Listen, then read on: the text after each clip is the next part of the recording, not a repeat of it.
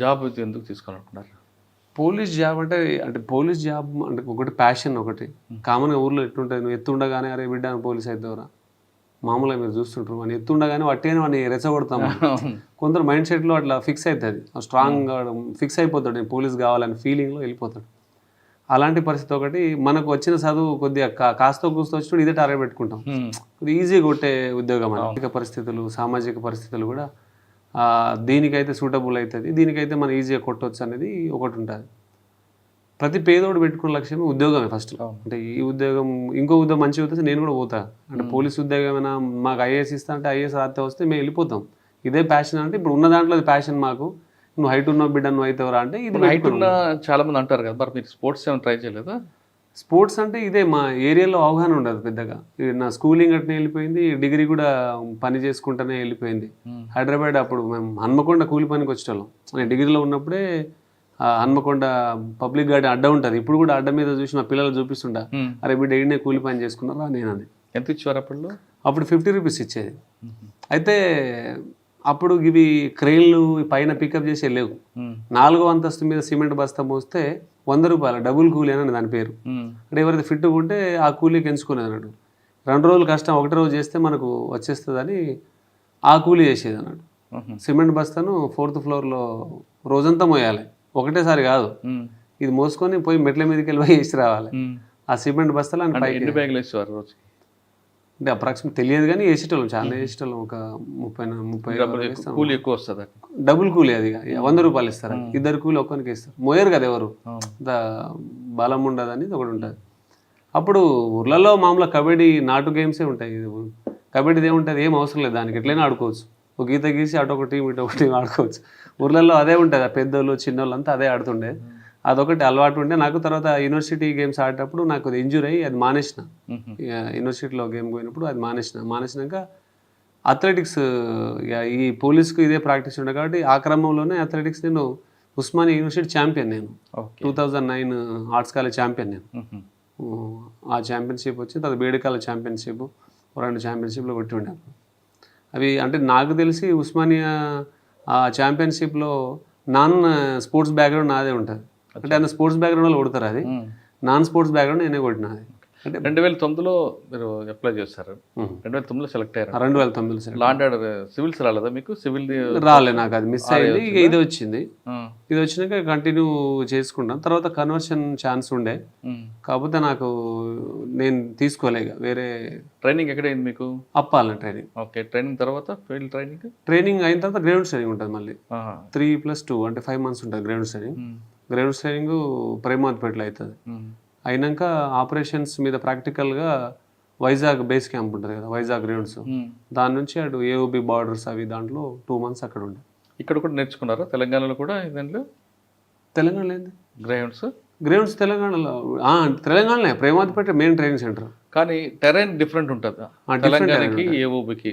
అన్ని హిలాక్స్ ఏరియా, అవి weather cool ఉంటుంది, రెయిన్ఫాల్స్ నడుస్తుంటుంది అటు ఏఓబిలో. ఛత్తీస్గఢ్ బార్డర్ ఏమో ఇది మీరంతా చెర్ల, వాజేడు, వెంకటాపురం, పేరూరు, చింతూరు ఈ బార్డర్ అంతా ఛత్తీస్గఢ్కి, అది అటు ఒరిస్సా తగులుతుంది. కానీ టెరైన్ ఏది బాగా ఎక్కువ మీకు టఫ్ అనిపించింది? టఫ్ టెరైన్ అంటే ఇదే టఫ్ అనిపిస్తుంది, అది కొద్దిగా కూల్ వెదరే ఉంటుంది. ఇది ఈ ఈడగున్న గుట్టలు ఇవన్నీ కూడా బాగా టఫ్ ఉంటాయి ఇటు సైడ్. అంటే ఇప్పుడు ఒక్కొక్క ఏరియాలో ఒకటి ఉంటుంది. కొన్ని డ్యూటీ ఏంటి ఫస్ట్ అక్కడ నేను అది ఖమ్మం పోస్టింగ్. ఖమ్మం అయితే డైరెక్ట్ కొత్తగూడెం యాంటీ నక్సల్ స్క్వాడ్లోనే వెళ్ళిపోయాను. ఎంతకాలం పని చేస్తారు అక్కడ? Anti Naxal squad 5 years, 2011 to 2016 చేసిన. 5 years అక్కడే సర్వీస్. మీకు బాగా మెమరబుల్ చెప్పండి ఒకటి.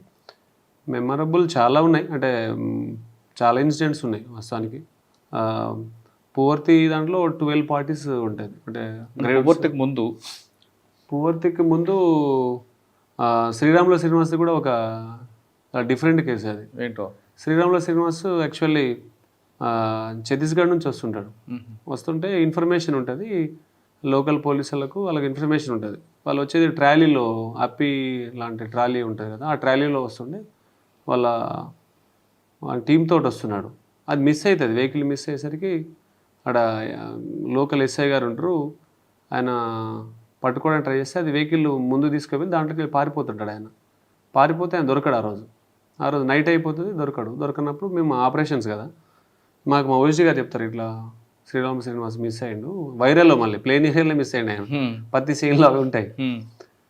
అడిగిపోతే ఇక ఇటు వెళ్ళిపోయిండు అంటే వాడు వైరా డ్యామ్ ఉంటుంది, పెద్ద ప్రాజెక్ట్ ఉంటుంది అటు సైడ్. అంటే ఇక పార్టీలన్నీ నైట్ అంతా వెతుకుతాం. అప్పుడు నైట్ అంతా వెతికినా దొరకడు ఆయన. దొరకనప్పుడు మళ్ళీ నెక్స్ట్ డే ప్లాన్ ఏం చేద్దాం ఏందని, ఇప్పుడు ఆయన నక్సలైట్ అని చెప్తే ఊరోళ్ళు భయపడతారు. మరి ఏం చేయాలి మనం అని ఏమిటి ఆ లోకల్ ఎస్హెచ్ఓ గోపి సార్ అని ఉండే, ఇప్పుడు ఇన్స్పెక్టర్ చేస్తున్నాడు ఎక్కడో మట్టివాడ చేసి ఉండే. అయితే సారు అక్కడ ఉన్న local officers SP Ranganath sir ఉండే అప్పుడు. అంతా ప్లాన్ చేసేసి వీళ్ళు ఏం చేసినామంటే శ్రీరామ్ శ్రీనివాస్ కూడా తెలుసుంటాయి నాతో, ఆయన చాలా రోజులు ఉండే. శ్రీరామ్ శ్రీనివాస్ నేను ఒక వారం రోజులు గడిచి మాట్లాడుకుంటాం, ఎందుకంటే మా ఓఎస్డీ యాప్స్లోనే ఉండే, తను మా రూమ్లోనే ఉండేది అన్నట్టు. ఆయన పట్టుకునేటప్పుడు నెక్స్ట్ డే ఏం చేస్తామంటే ఒక పిచ్చోడు వచ్చిండు, పిల్లలను పట్టుకునే పిచ్చోడు, ఆయన మీకు కనబడితే చెప్పండి అని చెప్పేసి మనం ప్రచారం చేస్తాం అన్నట్టు. అది ఆయనకు తెలియదు. వాళ్ళ భార్య కూడా ఉంటుంది, వాళ్ళ భార్య దొరుకుతుంది, ఈయన పారిపోతాడు. అయితే ఈయన ఏమనుకుంటాడంటే నేను నక్సలైట్ అని తెలుసు కదా వీళ్ళకు, నక్సలైట్ అని మళ్ళీ నేను పోతే పట్టుకుంటారని ఆయన వేషం మార్చుకొని కొద్దిగా పిచ్చోళ్ళు లెక్కనే ఆయన బయలుదేరుతాడు. అయితే అక్కడ వెంచర్ సైడ్ ఏదో ఆడ కళ్ళు మండవాళ్ళు ఉంటాయి కదా, ఆడ కళ్ళు తాగుతుంటే అరే పోలీసు వాళ్ళు చెప్పారు కదా పిచ్చోడు అని, ఈయనేమో అని వీళ్ళు పట్టుకొని ట్రై చేస్తే ఈయన రాళ్ళేస్తాడు. అరే పిచ్చోడు వీడేరా పక్క ఈయనే కావచ్చు అని. అట్లా శ్రీనివాసన్ వాళ్ళు ఫస్ట్ ఇది చేస్తారు. అప్పటికి మేము తిరిగి ఫోన్లన్నీ కూడా స్విచ్ ఆఫ్ అయినాయి. మళ్ళీ ఛార్జింగ్ పెట్టుకొని పోలీస్ స్టేషన్లో కూర్చున్నాం, నేను ఎస్ఐ గారు ఇట్లా కూర్చుంటే అప్పటికే ఎస్ఐ గారు ఫోన్ చేస్తుండే వాళ్ళు. చేస్తే ఇక మూడో ఫోన్కి లేపిండి, ఏదో పదే వస్తుంది అన్న నెంబర్ లేపితే సార్ ఇక్కడ పిచ్చోడు దొరికి సార్ అంటారు వాళ్ళు. అనగానే మా డౌట్ ఏంది, మాకు పిచ్చోడు కాదు కదా, మేము ఏదో మామూలుగా పిచ్చోడు అని చెప్పినా కానీ వీళ్ళు పిచ్చోడిని పట్టుకుని ఉంటారు, మేము అసలు అనుకునే శ్రీనివాస్ కానీ ఇది కాదని మేము అనుకున్నాం అన్నట్టు. ఎందుకైనా మంచిదని అప్పుడు కమాండర్ జీపులే ఉండే, అది వేసుకొని పోయినాం వాడికి. పోతే శ్రీనివాసే ఆయన పిక్ చేసి. అంటే అప్పటికి ఆయన ఫోటో ఉందా మీ దగ్గర? శ్రీనివాస్ ఉంది, తెలుసు. ఇక ఆ ఏరియాలో ఉన్నది ఒకటే కదా మేము ఉన్నది. ఆయన మంచోడైనా పిచ్చోడైనా పట్టుకుంటే అయిపోయాక ఫస్ట్ ఆయన పిక్ చేసుకొని రంగనాథ్ సార్ నేనే ఫోన్ చేస్తాను ఇట్లా దొరికింది సార్ అంటే, సార్ గెస్ట్ హౌస్ తీసుకోమంటాడు. గెస్ట్ హౌస్ తీసుకొచ్చిన సారే మాట్లాడతాడు, శ్రీనివాస్ ఇంత ఇంటెలెక్చువల్ నువ్వు ఇట్లా చేస్తావా, నువ్వు ఇట్లా పారిపోతావా, అట్లా పోవద్దు కదా అని సార్ మాట్లాడతాడు. ఆయన మాట్లాడి ఆయనకు రౌండ్ కూడా తగులుతుంది. అప్పుడు ఫైర్ అయింది దాని మీద. ఆయన పోతా అంటే ఒక రౌండ్ కొడితే కాప్స్లో తగిలి ఇది అవుతుంది. తర్వాత సార్ మాట్లాడతా ఆయన సాహిత్యంలో చాలా విపరీత జ్ఞానం ఉంటుంది ఆయన. అప్పుడు మహారాష్ట్రలో వినీల్ కృష్ణ ఐఏఎస్ను కిడ్నాప్ చేసినప్పుడు కూడా ఆ డిమాండ్స్ అన్నీ కూడా ఈయన రాసినవి ఉంటాయి. అంటే వాళ్ళు రాసుకొని ఈయన జైల్లో ఉంటే ఈయన దగ్గర వచ్చి ఇవి కరెక్టనా కాదా అని ఈయన అప్రూవల్ చేసి ఇది ఉండే. అంత సాహిత్యం మీద బాగా పట్టుండే ఆయనకు వాస్తవానికి. అండ్ నాకు ఒక పుస్తకం అంటే నీకు బాగా ఇన్స్పైర్ చేసిన బుక్ ఏంటని అడిగితే ఆయన డాక్టర్ కోట్నీస్ బుక్ గురించి చెప్పిండు నాకు. ఆయన ఇప్పుడు చైనా వార్లో డాక్టర్ కోట్నీస్ అని సర్వీస్ చేస్తాడు. ఆయన పుస్తకం ఆయన చెప్పిండు, ఆయన చెప్పినాక ఆ పుస్తకం తీసుకొని చదివినా. శ్రీనివాస్ గారు చెప్పారు అది. ఆయన పువర్తి అన్నది ఇక పెద్దది. శ్రీనివాస్ దొరికారు మీకు. తర్వాత మీకు కూంబింగ్ వెళ్ళడం ఉంటుంది, ఖమ్మం ఛత్తీస్గఢ్ బార్డర్ కాబట్టి. ఆ కూంబింగ్లో మీకు బాగా గుర్తుండిపోయిన సంఘటన చెప్పండి. కూంబింగ్లో గుర్తుండిపోయే సంఘటన ఒకటి యాక్చువల్లీ కూర్నపల్లి కాడ ఒక ఆంబుష్ పడుతుంది గ్రౌండ్స్ పార్టీలకు. అంటే గ్రౌండ్స్ పార్టీ స్పెషల్ పార్టీ అని జాయింట్ ఆపరేషన్ చేస్తాయి అప్పుడు. అంటే ఏమైనా ఒక 5 పార్టీలు వాళ్ళు వస్తే ఒక పార్టీ మన ఫోర్స్ ఉంటుంది కంప్లీట్లీ. అయితే అది కూర్నపల్లి కాడనే ఒక మనోళ్ళు రిటర్న్ అయ్యే క్రమంలో వాళ్ళు ఆంబుష్ చేసి కొడతారు.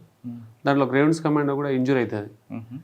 ఇక దాంట్లోకి వెళ్ళి వీళ్ళను బయటికి తీయడం అనేది బాగా టఫ్ అవుతుంది. అప్పుడు మా ఆఫీసర్లకు చెప్పినా కూడా మీరు ముందుకు పోవద్దు, ముందుకెళ్తే మళ్ళీ మీ మీద అటాక్ అవుతుంది అని వాళ్ళు ఉండే. యాక్చువల్లీ వాళ్ళనే మనం తీసుకురాలి తప్ప మనం పోలేమని. ఇప్పుడు మేమందరం ఇటు అక్కడ నుంచి ఒక 3 km దూరంలో ఉంటాం. ఆడ మొత్తం ఇక విపరీతమైన సౌండ్స్ వస్తుంటాయి. ఈ వీళ్ళు ఫైర్ చేస్తుంటారు, వాళ్ళు ఫైర్ చేస్తుంటారు. చాలా పెద్ద డ్యామేజ్ అయింది అనుకున్నాం మేము, మా వాళ్ళకైనా. కానీ ఒక గ్రౌండ్స్ కమాండోకే బుల్లెట్ దిగుతుంది దాంట్లో కూర్నపల్లి ఇన్సిడెంట్లో.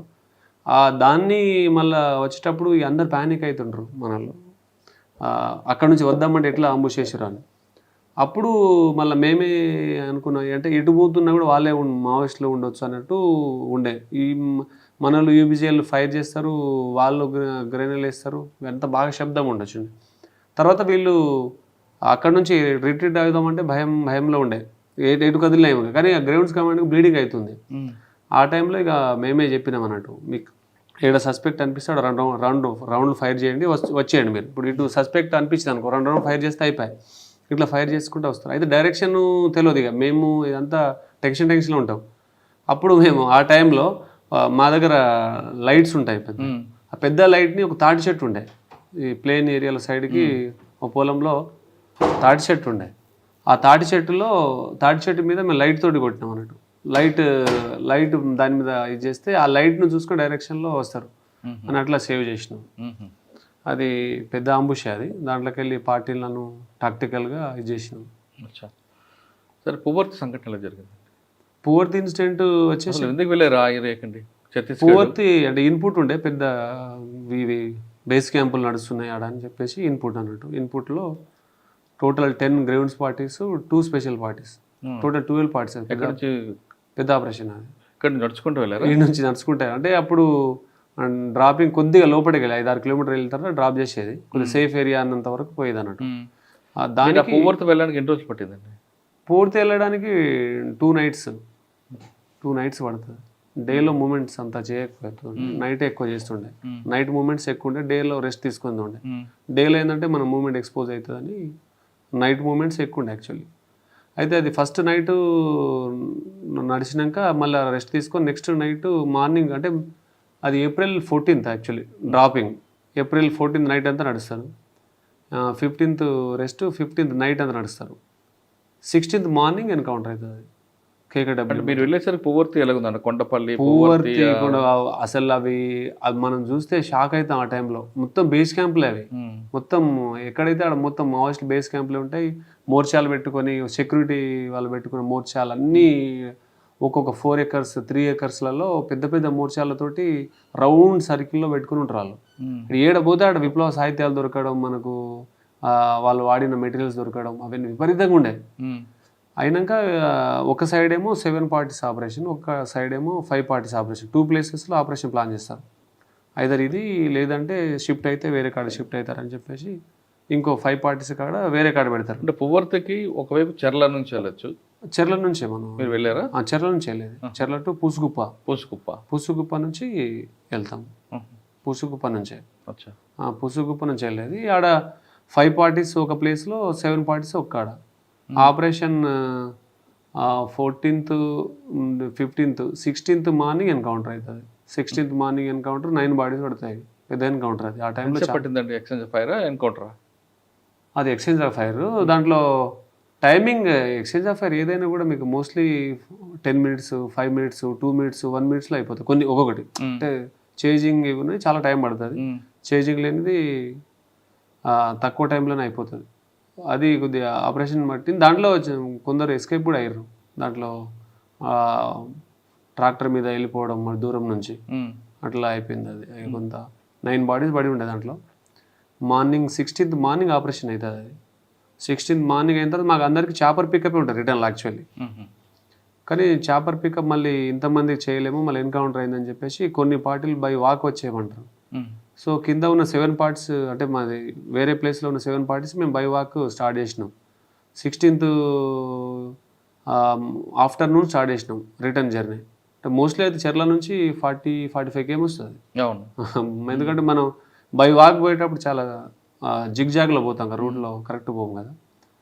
అక్కడ నుంచి 16th ఆఫ్టర్నూన్ బయలుదేరుతాం. ఎన్కౌంటర్ అయిన కాడేమో 5 parties ఉంటాయి. అవి చాపర్ ద్వారా పికప్ 16th ఒక 3 parties ఏమో అవుతుంది. అంటే నాకు తెలియదు. 5 parties మోస్ట్లీ 3 or 2 షిఫ్ట్ అయితే ఫస్ట్ తీసుకొస్తారు. డెడ్ బాడీస్ వచ్చేస్తే అవి వచ్చేస్తుంది. డెడ్ బాడీస్ ఎవరు? వాళ్ళవా? వాళ్ళే 9 bodies.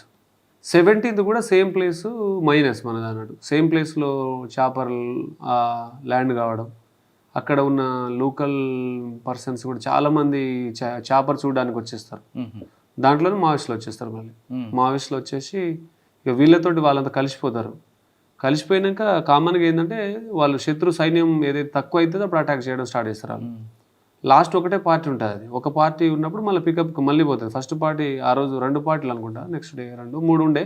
దాంట్లో 2 షిఫ్ట్లో తిరిగినాక లాస్ట్ షిఫ్ట్కు పోయినప్పుడు వీళ్ళని పికప్ చేయడానికి పోయినప్పుడు 25 members ఉండే. వాళ్ళు 25 membersలో 20 members ఎక్కినాక ఫైరింగ్ స్టార్ట్ చేస్తారు వాళ్ళు. ఇక మా 25 మెంబర్స్ ఉంటే వాళ్ళకి ప్రాబ్లం అవుతుంది కదా, మళ్ళీ వీళ్ళందరూ మళ్ళీ అటాక్ చేస్తారని మొత్తం చాపర్ ఎక్కినాక 5 మెంబర్స్ ఉన్నప్పుడే అటాక్ చేస్తారు వాళ్ళు. 5 మెంబర్స్ అటాక్ చేసినప్పుడు ఈ మనం తీసుకునే చాపర్లన్నీ కూడా సిఆర్పిఎఫ్ వాళ్ళే ఉంటాయి, మన చాపర్ లేవు. వాళ్ళ నుంచి మనం తీసుకుంటాం. వాళ్ళు పైలట్లు మన మాట విన్నారు. వాళ్ళు వన్స్ ఫైరింగ్ ఇట్లా అయితే వాళ్ళు వచ్చేయమని అంటారు. వాళ్ళు ఎట్లున్నా వచ్చేయమంటారు, ఎందుకంటే దానికి మళ్ళీ ఫ్యూయల్ ట్యాంకు వాటి తగిలి బ్లాస్ట్ అయిపోతుందని వాళ్ళు లేపేస్తాడు, ఆయన పైలట్ లేపేస్తాడు. వచ్చినాక వీళ్ళు 5 మెంబర్స్ ఉండిపోతారు. ఇక దాంట్లో నలుగురు ఆఫీసర్లు, ఒక మెన్ ఉంటాడు, ఒక కమాండర్ ఉంటాడు. ఆ నుంచి వాళ్ళు చేజింగ్ ఈ చాపర్ ముందు ఆపుతారు, ఆ డైరెక్షన్లో ఒక 1/2 km 1 km వాళ్ళు పరిగెడతారు. పరిగెత్తినాక ఈయన అప్పటికి లోపల ఉన్న కూడా వీళ్ళు రిక్వెస్ట్ చేస్తారు పైలట్కి, ఎక్కడొక్కడ ల్యాండ్ చేయి, నువ్వు మళ్ళీ నువ్వు చేస్తే వాళ్ళు వచ్చి మళ్ళీ ఎక్కుతారని మనల్ని రిక్వెస్ట్ చేస్తారు. కానీ ఆయన విన్నాడు. వినకుండా డైరెక్ట్ భద్రాచలం నుంచే పోతారు అన్నట్టు చేప, భద్రాచలంకి వచ్చేస్తుంది. ఇక వీళ్ళు 5 మెంబర్ మిస్, ఇక 5 మెంబర్స్ మిస్. ఈ 5 మెంబర్స్ వాళ్ళు చేంజ్ చేసుడు, వీళ్ళు వచ్చుడు చేంజ్ చేసుడు, ఇక బాడీ డిహైడ్రేషన్ అయిపోయి నలుగురు, ప్రసాద్ సార్కేమో ఇక బాడీ డిహైడ్రేషన్ అయిపోయి ఆయన ఆగిపోతాడు. ఇక ఆయన దగ్గర ఉన్న రౌండ్లు అయిపోతుంది. ఈ నలుగురు ఉంజుపల్లికేమో వచ్చేస్తారు. వీళ్ళు ఆ రోజు నైట్ అంతా రన్ చేస్తారు.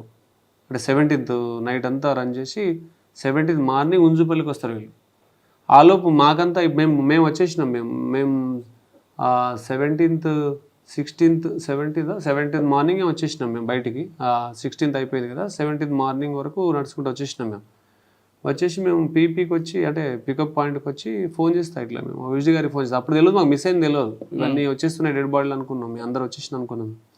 చేపర్లు వెళ్ళిపోయారు, మేమే నడుచుకుంటూ వచ్చినాం. అంటే మాకే లేట్ అవుతుంది వాస్తవం, బైవాక్ కదా మాది. అయితే వీళ్ళు 5గురు మిస్ అయిన విషయం మాకు అప్పుడు తెలుసు అన్నట్టు, మధ్యలో చెప్పలే వాళ్ళు. 5గురు మిస్ అయినరు, లాస్ట్ చాపర్ ఇట్లా పోతారంటే ఇక మళ్ళీ ఆపరేషన్ కోసం అని మళ్ళీ మిగతా పార్టీలు వాళ్ళ 5 గురించి పోవాలంటే ఆ మార్నింగ్ వీళ్ళు వచ్చేస్తారు, నలుగురు వచ్చేసి ఫోన్ కాంటాక్ట్స్ సిగ్నల్ వచ్చిన ప్లేస్లో వచ్చి వీళ్ళకు మేము సేఫ్గానే ఉన్నాం, నలుగురు వచ్చేసినామంటే ఒకరు మిస్. ఆ ఒకరు దుర్గాప్రసాద్ సార్. ఇక దుర్గాప్రసాద్ గురించి ఇక వీళ్ళు ఎట్లా చేద్దాం ఏంటంటే ఆ లోపే ఇక చనిపోయి ఉంటాడా ఇవన్నీ ఉండే అన్నట్టు. తర్వాత వాళ్ళు లెటర్ పంపిస్తారు అన్నట్టు, ఇట్లా ఉన్నాడని వాళ్ళు పంపిస్తారు. అక్కడ ఆదివాసీ సంఘాలు ఉంటాయి, పామేడు ఆదివాసీ సంఘాలు, ఈ పూసుగుప్ప నుంచి ఇక్కడ నుంచి ఆదివాసీ లీడర్లు ఉంటారు కదా, వాళ్ళకి చర్చలకు పంపింటే అప్పటికే చనిపోయి ఉన్నాడు ఆయన, చనిపోయిండు. వాళ్ళు చనిపోయినాక డెడ్ బాడీ కోసం ఆడబెట్టి ఆడ నుంచి వాళ్ళు వీడియోలు పంపడం, ఫోటోలు పంపడం, డెడ్ బాడీ తీసుకుపోవడం, ఛాలెంజ్ విసరడం, ఇవన్నీ చేస్తుండే. రవీంద్ర సార్ ఏమో గ్రౌండ్స్ జీసీ అప్పుడు ఏజీగా ఉండే అనుకుంటా సార్, ఆపరేషన్స్కి ఉండే. సార్ ఏమో ఎట్లయినా మనం పోదాం ఆపరేషన్ చేద్దామని సార్ ఏదో ప్లాన్ చేసిన తర్వాత మళ్ళీ ఆఫీసర్ల మధ్య డిస్కషన్ అయిందో మళ్ళీ ఆపరేషన్ ఆపేసి వీళ్ళని ఆదివాసీ సంఘాలను పంపిద్దామని ఆదివాసీ బాడీలో బాంబులు పెట్టి ఉంచారట కదండి. అప్పుడు ఉంచిర్రని అంటారు, కానీ మరి అది అక్కడ దాని చుట్టుపక్కన మొత్తం బాంబులు పెట్టిరు వాళ్ళు. అంటే వీళ్ళు ఎలా వస్తారు, ఈ బాడీని పికప్ చేసుకుంటారు అని చెప్పేసి వాళ్ళు పెట్టిరు అన్నట్టు. మనం పోలే ఆదివాసీ సంఘాలను పంపించి. వాళ్ళకి ఎవరు లీడ్ చేశారు అప్పుడు? ఇదంతా అంటే ఆ ఏరియా హిడ్మాదే, అది పూర్తి అంటే హిడ్మా ప్రాపర్, అది కంప్లీట్ హిడ్మాదే. ఆ ముందు హిడ్మాది పెద్ద అన్ని పిసిసి ప్రెసిడెంట్ మహేంద్ర కర్మ, శుక్లా ఇన్సిడెంట్ కూడా పెద్ద పెద్ద ఇన్సిడెంట్లు ఉంటాయి కదా. పెద్ద అంటే వాళ్ళు ఫెరోషియస్, వాళ్ళకి ఎంత లౌక్యం తెలియదు, ఐడియాలజీ మీద అవగాహన ఉండదు. కానీ ఇక్కడ నుంచి పోయిన వాళ్ళకి ఐడియాలజీ మీద నూరి పోసేసరికి వాళ్ళు పోతూనే ఉంటారు. అంటే బాడీని తర్వాత ఎలా తీసుకొచ్చారు? బాడీని వాళ్ళ ఆదివాసీ సంఘాలు తీసుకొచ్చినాయి, వాళ్ళతో చర్చలు జరిపి ఇట్లా. అంటే వాళ్ళు కూడా అనుకుంటారు కదా దీన్ని ఇక ఇన్ని రోజులు ఆపితే మనం బాగోదు, ఇది మనం కూడా నెగిటివ్ అయిపోతాం పబ్లిక్లో అని. అప్పటికే వాళ్ళు నెగిటివ్ అయిపోతుండే, ఎందుకంటే షో మీద ఇంత రాజకీయాలు చేస్తారు అనేది అయిపోతుండే. ఈ